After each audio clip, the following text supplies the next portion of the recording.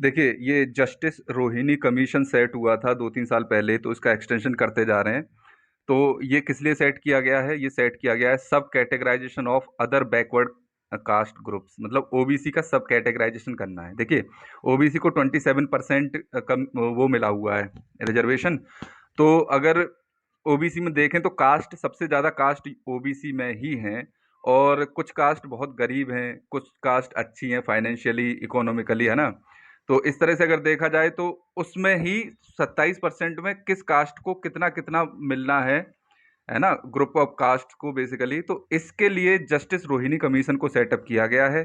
तो ये चीज़ ध्यान रखना, जस्टिस रोहिणी कमीशन किससे रिलेटेड है? इट इज़ रिलेटेड टू सब कैटेगराइजेशन ऑफ ओबीसीज। गट गट मतलब होता है अंतड़ियाँ। तो ये एंजाइम मिला है जो एंटी डायबिटिक है ना? तो ये गट बैक्टीरिया इसको प्रोड्यूस करता है।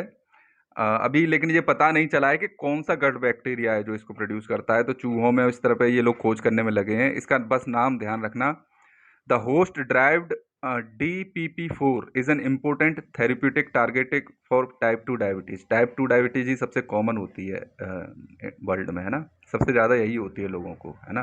तो ये DPP4 अगर आ जाए तो ये एंटी डायबिटिक एंजाइम है बेसिकली। देखो, ये लूला दा सिल्वा ये बना था वहाँ का क्या प्रेसिडेंट, हाँ प्रेसिडेंट बना था ब्राज़ील का। इसने बोल्सोनारो को हटा दिया था। तो ये चीज़ ध्यान रखना, इसमें बहुत ज़्यादा कुछ ज़रूरी नहीं है। अमेज़न फॉरेस्ट को सेव करने के लिए मीटिंग होने वाली है। तो Lula da Silva is the president of Brazil, Brazil कह रहा हूँ, यस ब्राज़ील, ठीक है? ध्यान रखना इसको। देखो, ये जो चंद्रयान 3 हमने अभी लॉन्च किया था, LVM लॉन्च व्हीकल Mark 3, और मिशन 4 था इसका, M4। तो जो चंद्रयान है वो मून के ऑर्बिट में सक्सेसफुली पहुंच चुका है, ठीक है ना? अभी तक तो वो अर्थ के चक्कर लगा रहा था, अब वो वहां पे पहुंच चुका है। तो ये चीज़ ध्यान रखना, ये सबसे खतरनाक स्टेज रहती है। अगर मून के ऑर्बिट में नहीं पहुंचता तो ये आउटर स्पेस में खो जाता कहीं, ठीक है ना? फिर वापस नहीं आता। तो ऐसे कई सैटेलाइट्स खो चुके हैं ऑलरेडी वर्ल्ड के, लेकिन इंडिया का अभी तक ऐसा कोई केस नहीं हुआ है। जितने भी हमने लॉन्च किए हैं वो सारे टाइम से वहाँ पहुँच गए हैं और चक्कर मारने लगे हैं उधर, ठीक है? अब ये 23 अगस्त को इसकी लैंडिंग करवाई जाएगी, वो सबसे हिस्टोरिक मूवमेंट होगा। देखिए, अगर लैंडिंग सक्सेसफुल होती है तो मून के साउथ पोल पे लैंड करने वाला इंडिया पहली कंट्री बन जाएगा। प्लस इसमें जो रोवर है उसका वो ऐसा नहीं है कि साल भर चलेगा, नहीं, वो आधा घंटा या 10-15 मिनट का ही टाइम है, इतना चल के वो बस उसकी लाइफ ओवर हो जाएगी, ठीक है ना? और लेकिन एक सक्सेसफुल मिशन माना जाएगा, और फिर दोबारा हम जो है लंबे समय तक चलने वाला इसमें रोवर भेजेंगे फिर से, ठीक है? देखो, ये क्लाउडेड लेपर्ड्स हैं, इनको स्पॉट करना बहुत ही खतर मतलब मुश्किल का काम होता है। तो ये नॉर्थ ईस्ट में पाई जाती हैं, ये चीज़ ध्यान रखना। They are endangered species, okay. और एक चीज़ और ध्यान रखना कि जो अभी इंटरनेशनल बिग कैट अलायंस, जो 7 बड़ी कैट की स्पीसीज हैं उनको प्रोटेक्ट करने के लिए लॉन्च की गई है, तो वो इंडिया ने लॉन्च की है, ठीक है? Remember this. अभी जो रशिया यूक्रेन वॉर चल रहा है, तो उसकी पीस मीटिंग होने वाली है संधि समझौते के लिए, वो सऊदी अरेबिया में होने वाली है। सऊदी अरेबिया के किस शहर में होगी? जेद्दा में। जेद्दा आपका पोर्ट सिटी है सऊदी अरेबिया का। तो इसमें इस तरह से आ सकता है सवाल कि जेद्दा जो सिटी है वो कहाँ की है? तो सऊदी अरेबिया की है, and it is a port city of Saudi Arabia. तो ये भी पूछ सकते हैं जेद्दा पोर्ट किस शहर किस देश में पड़ता है, ठीक है? तो सऊदी अरेबिया में पड़ता है। देखो, इंडिया का जो इकोनॉमी है वो इस समय बहुत ही प्रॉमिसिंग है, बहुत ही ग्रो कर रही है। वर्ल्ड बहुत ही ऑप्टिमिस्टिक है इंडिया की इकोनॉमी को लेके। तो स्टार्टअप सेक्टर के लिए भी, ये कोई LCCI का CEO है, उसने बोला है कि हम बहुत ही ऑप्टिमिस्टिक हैं, मतलब स्टार्टअप सेक्टर बहुत अच्छे से काम करने वाला है इंडिया का, ठीक है? देखो, एक गंगा नाम का एलिफेंट हमने दिया था स्लोवेनिया को, ठीक है? स्लोवेनिया यूगोस्लावाकिया का पार्ट हुआ करता था। 1970s में हमने इसको गिफ्ट किया था, है ना? तो अभी तक जिंदा है बेसिकली। तो इसको एनिमल डिप्लोमेसी बोलते हैं। जैसे पांडास हैं, पांडास का सोल राइट गवर्नमेंट्स एजेंसीज ने चाइना को दे रखा है। तो चाइना क्या करता है, जैसे जापान को 10-15 पांडास दे दिए 1-2 साल के लिए, तो it is a part of Panda diplomacy. तो ये लुब्लिजाना जू, ये पूछ सकते हैं कहाँ पे है, तो ये स्लोवेनिया में है। और ये भी पूछ सकते हैं, गंगा न्यूज़ में थी, ये क्या है? बिल्ली, चूहा है, हाथी है? तो गंगा जो है वो हाथी था, ठीक है? तो रिमेंबर दिस। देखिए ये क्विज आई है, इसमें पूछा है मॉलिक्यूलर बायोलॉजी का फाउंडर कौन है। लाइनस पॉलिंग है इसका, ध्यान रखना। ये सवाल ऐसे पूछ लिए जाते हैं भाई, मॉलिक्यूलर बायोलॉजी का फाउंडर कौन है, तो लाइनस पॉलिंग। एंड दूसरा क्वेश्चन कहता है this person is credited with success of green revolution, Norman बोरलंग। तो नॉर्मन बोरलंग कौन है, ग्रीन रिवॉल्यूशन का फादर बेसिकली इसको माना जाता है, ठीक है ना। और इंडिया में ग्रीन रिवॉल्यूशन किसने चालू किया था, एम एस स्वामीनाथन ने। तो M S Swaminathan Indian green revolution का फादर माना जाता है। और इसमें थर्ड क्वेश्चन कहता है कि इस पर्सन को जॉइंटली अवार्ड किया गया था 1973 में नोबेल प्राइज। तो इसका नाम था, इसने मना कर दिया, बोले हमको चाहिए नहीं, तो अपना नोबेल अपने पास रख लो, हमको जॉइंट में नहीं चाहिए। तो ले डुक थो ऐसे करके इसका नाम है ना। और this person is referred to as Nelson Mandela of Asia, Kim Dae Jung. ठीक है, ये चीज ध्यान रखना, ये तीसरे चौथे क्वेश्चन बहुत इंपॉर्टेंट है। और ये बेसिकली प्राइड है। प्राइड क्या है, प्राइड अगर आपको कहीं भी लिखा मिल जाए या आपको मिल जाए रेनबो सिंबल, है ना, तो प्राइड मंथ, प्राइड वीक और प्राइड प्राइड करते रहते हैं, ये बेसिकली कुछ नहीं है, प्राइड फ्लैग है इनका, है ना। तो ये LGBTQIA+ इन सब का सिंबल है ये, है ना।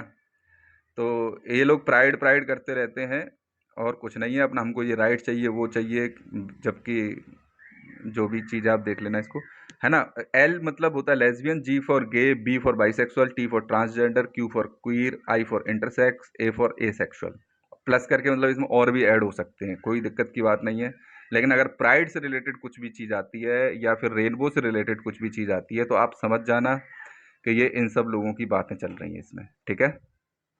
देखो अगर फंडामेंटल राइट्स में बात करें, कौन सा आर्टिकल है जो अभी तक अलाइव है, तो आर्टिकल 21 है, वो एक्सपेंड होता जा रहा है। तो अभी हाई कोर्ट ने, इलाहाबाद के हाई कोर्ट ने और दिल्ली के हाई कोर्ट ने बोला है कि आदमी को अपना नाम बदलने का अधिकार है, नेम एंड सरनेम चेंज करने का अधिकार जो है वो एक फंडामेंटल राइट है। और वो आता है आपका आर्टिकल 21 के अंतर्गत। Article 21 says you every person has right to life basically, है ना। तो इसमें बहुत सारी चीज़ें आ जाती हैं, शादी करनी है अपनी मनपसंद, विदेश में उड़ के जाना है ना। तो चीज़ें जो भी मुद्दे आते जाते हैं तो हाई कोर्ट या सुप्रीम कोर्ट कोई ना कोई उसमें ऐड करता जाता है। अभी कोई केस आया होगा नेम और सरनेम चेंज करने का, तो उन्होंने कह दिया कि ये नेम और सरनेम चेंज करने का जो अधिकार है वो फंडामेंटल राइट है।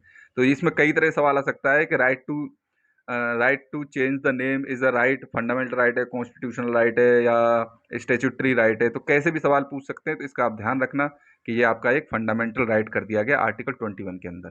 तो ये मियावाकी मेथड है, तो देखो मियावाकी मेथड यूपीएससी वाले तो पूछ चुके हैं। तो ये बेसिकली फॉरेस्ट लगाने के काम आता है। इसमें फॉरेस्ट 3 गुना तेजी से उगाए जा सकते हैं, नॉर्मल फॉरेस्ट जैसे अगर आप उगाओगे तो उससे 3 गुना तेजी से फॉरेस्ट इसमें उगेंगे।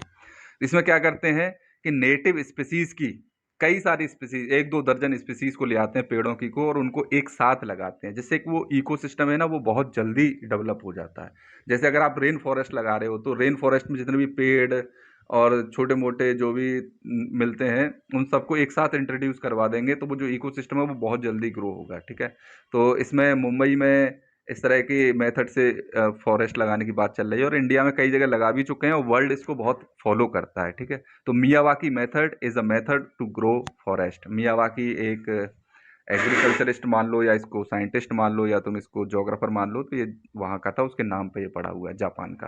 ओके, तो नेक्स्ट आ जाता है SGX निफ्टी। तो ये बेसिकली NSE का था, SGX निफ्टी, इसको नाम बदल के अब गिफ्ट निफ्टी कर दे रहे हैं, GIFT निफ्टी। तो SGX निफ्टी ये क्या था, ये आपका सबसे पहले अनाउंस किया गया था, मतलब जो सिंगापुर का स्टॉक एक्सचेंज है उसमें ये चलता था, ठीक है। ये NSE का था, नेशनल स्टॉक एक्सचेंज का।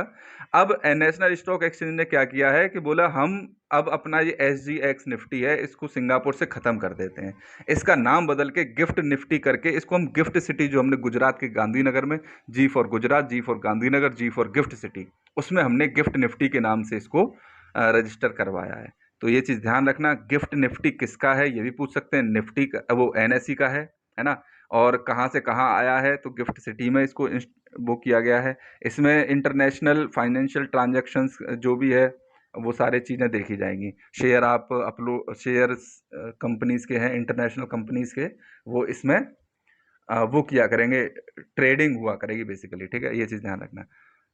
देखो, एक सुब्रमण्यम करके था कोई आदमी, उसने द हिंदू अखबार चलाया था। कम्युनिस्ट आदमी है ये, द हिंदू वाले बेसिकली। अभी जो नूह में जो मेवात है उसमें दंगे हुए हैं बेसिकली, उनको वो किए तो मुसलमानों ने हैं। वो थे आपके प्री प्लान्ड पहले से ही, है ना। एक दो हफ्ते पहले से ही उसकी प्लानिंग चल रही थी। लोग वीडियो बना बना के लोगों को बता रहे थे, इकट्ठा कर रहे थे, वायलेंस के लिए उकसा रहे थे। जगह जगह चकबंदी घेराबंदी कर रखी थी कि कहाँ से इनकी शोभा यात्रा निकलेगी। और जाहिर सी बात है, शोभा यात्रा में, कलश यात्रा में औरतें बहुत रहती हैं। तो इस्लाम धर्म के लोग कहो या एक मजहब के लोग, अ, कायर एक तरह से कहते हैं इनको। तो ये घेर घेर के किनको लड़ रहे हैं? औरतों से बेसिकली। तो द हिंदू वाले, लिबरल्स, लेफ्टिस्ट, ये सब अब उसको डिफेंड करने के लिए आ गए हैं कि मुसलमानों ने ऐसा कुछ नहीं किया और ये गलती थी हिंदुओं की। ठीक है कि नहीं? तो देखो, ये आर्टिकल निकला है एग्रेसिव आर्म ऑफ हिंदुत्व। मतलब ये दिखा रहे हैं हिंदुत्व की जो एग्रेसिव आर्म है, बजरंग दल, इसकी गलती है। इन्होंने जय श्री राम के नारे लगा दिए तो उनको उनकी फीलिंग्स आहत हो गई, उन्होंने अटैक कर दिए और रेप कर दिए लोगों के, है ना। और 4-5 लोगों को मार दिया वहां पे, है ना। आप देखोगे लिबरल्स भी विक्टिम कार्ड खेल रहे हैं, क्योंकि अब दंगे हुए हैं तो जिन बिल्डिंगों से पत्थर फेंके गए, तो महाराष्ट्र कह रहा हूँ, हरियाणा गवर्नमेंट उन घरों को गिरा रही है। तो अब ये विक्टिम कार्ड खेल रहे हैं, देखो हमारे हाय मेरे घरों को गिरा दिया और हाय हमारे इनको गिरा दिया। ठीक है कि नहीं? तो अब विक्टिम कार्ड खेला जा रहा है। ये दिखाया जा रहा है कि मतलब कितना अत्याचार हो रहा है मुसलमानों पे। ये नहीं दिखाया जा रहा है कि 2-3 हजार औरतों को, आदमियों को मार दिया गया होता, है ना। शुक्र है कि 3-4-5 आदमी ही मरे।